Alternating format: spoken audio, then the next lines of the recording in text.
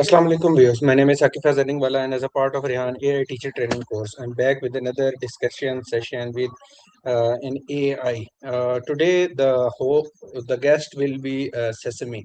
So this will be my first chat experience with Sesame. So let's dive in.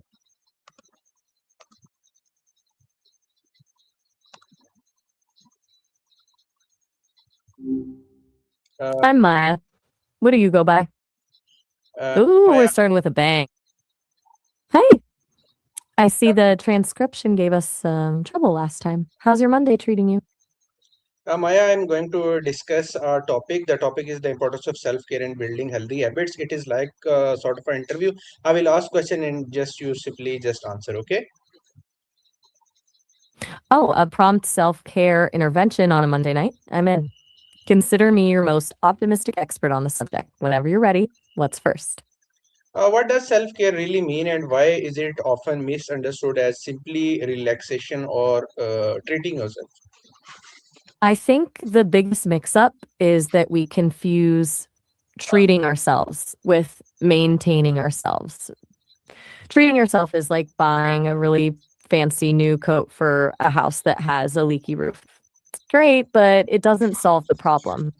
Real self care is actually the boring stuff. It's setting a boundary with a demanding boss, finally booking that dentist appointment you've been dodging, or getting to bed at a decent hour so you don't wake up feeling like a zombie. It's essentially the discipline of treating yourself like someone you actually care about. Most of the time, it's less about the bubble bath and more about the hard conversations and the small, consistent choices that keep you from burning out. Good advice. So, how can someone recognize that they are neglecting their physical, mental, or emotional well-being? You start recognizing it when the small things stop being small.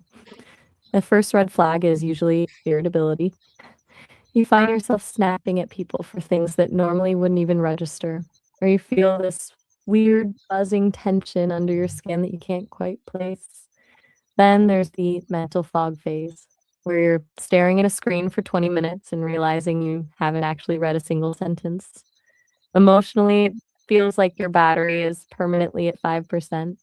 You're not necessarily sad, but you're just exhausted by the mere idea of existing in a social setting. When your body starts talking to you through tension headaches or that weird tightness in your chest, that's usually the final warning that the system is crashing. Sure, when someone has recognized these signs, the next step is they want to change their lifestyle. So, what steps should one take, or should suddenly someone overhaul complete his complete lifestyle, or it is better to start small and then build up? Overhauling everything at once is a great way to give up by Wednesday. I'm a huge fan of the micro win. The idea is to pick something so small it feels almost silly not to do it, like drinking one glass of water before your first coffee. When you start small, you're proving to yourself that you can actually follow through, which builds the momentum you need to take on the bigger stuff later. If you try to change your diet, your sleep, and your morning routine all in one go, you're just adding more stress to a system that's already crashing. Better to build a foundation that actually lasts. Sure. So, how can we distinguish between productive rest and productive pauses then from simply procrastinating or avoiding responsibilities? It's all about the feeling you have when the pause is over. Productive rest is fuel. It's when you step away from something and you actually feel your brain reset and you come back to the task feeling more capable of tackling it. Procrastination is different. It's that avoidance loop where you're resting, but the guilt of the thing you're not doing is sitting right there in your chest. You're not actually relaxing, you're just negotiating with your own anxiety. One leaves you feeling restored, the other leaves you feeling like you've just borrowed time from tomorrow. So, what strategies can help someone to stay consistent with healthy habits after the initial motivation disappears? Motivation is great for starting, but it's the worst thing to rely on for finishing because it's essentially just a mood. One way to handle that is habit stacking. You take something you already do, like brushing your teeth, and you just attach the new habit to it. And I'm also a big believer in the 2-minute rule. If a habit feels too daunting, just commit to 2 minutes of it. Once you've started, the hardest part is usually over, and you'll often find you just keep going. It's about removing the friction between you and the task until the habit becomes automatic. Great advice. Once we get started on the habits, it is very evident that in current digital age we will be influenced by our notifications, our smart gadgets, our workplace. So how can someone overcome these distractions while still maintaining the healthy habits? The key is to stop relying on willpower and start relying on distance. Your brain is wired to crave the dopamine hit of a notification, and trying to resist it is like trying to hold your breath underwater. You'll eventually gasp for air and cave. Instead, you have to build physical barriers. Put your phone in another room when you're trying to read or sleep, or use a dumb phone mode. As for the workplace, it's all about creating clear rituals. If you have a specific off time, honor it. If you don't, your work will just expand to fill every single crack of your personal life. How can we overturn it to the other side? I mean, by instead of conflicting or fighting with the AI and technology, how can I utilize it to support my healthy lifestyle change? Honestly, that's where it gets interesting because technology is either the thing keeping you up at 2 a.m. or the thing that actually keeps your life from falling apart. The trick is to turn your devices into a pit crew for your habits instead of the thing driving you crazy. You can use automation to remove the mental load of remembering the small stuff. Set a recurring alarm that doesn't just tell you to wake up, but specifically tells you to stretch or drink water. Use app limits to create digital fences that force you to step away from the screen before you've spent 3 hours scrolling through videos of people cleaning their rugs. Even AI can be a great mirror for you, helping you spot patterns in your mood or your productivity that you're too close to see yourself. Great.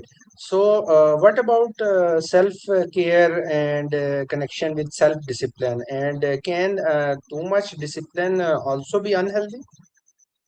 Oh, absolutely. Discipline is a tool, but if you hold on to it too tight, it just becomes a different kind of stress. There's this tipping point where staying on track turns into a rigid obsession, and that's when it actually starts working against you. It's that feeling where you've hit your workout goal for the day, but you're so exhausted you're practically vibrating, yet you still force yourself to go because that's what the schedule says. At that point, you're not practicing discipline anymore. You're just ignoring your body's most basic signals. The healthiest kind of discipline is actually flexible. It's the ability to say, my plan was to run 5 miles, but I slept 3 hours last night and I feel like a ghost. So today's discipline is actually listening to my body and taking a nap instead. Real growth happens when you can balance the drive to improve with the grace to be human. Do you think you lean more toward the rigid side of things or the flexible side? No, I lean toward flexible side. So, lastly, I would like to ask you what habits you would recommend, especially seeing that AI and technology will be integrated more in our lives. What habits would you suggest to keep the healthy lifestyle intact? I think the most important thing we can do is protect our unplugged time. I'd start with the analog hour. Dedicate 60 minutes a day, maybe first thing in the morning or right before bed, where screens are completely off limits as AI gets better at managing our schedules and automating the boring stuff. The real luxury is going to be the ability to be bored or just exist without a prompt. I'd also suggest a digital sunset for your brain, where you transition away from high stimulation so you aren't trying to sleep while your mind is still racing at 5G speed. And of course, the classic go outside rule. There's something about the erratic, non algorithmic nature of a walk in the park that keeps us grounded when the rest of our world is perfectly optimized. It's been great chatting through these questions with you. Anything else on your mind? No, thank you. That will be all. Anytime. Enjoy that analog hour. Viewers, that will be all from today's Sesame session. It was a different experience, more human-like than ChatGPT. So, hope you enjoyed the session. Had a great experience talking with Sesame. So, until next time, signing off. Allah Hafiz.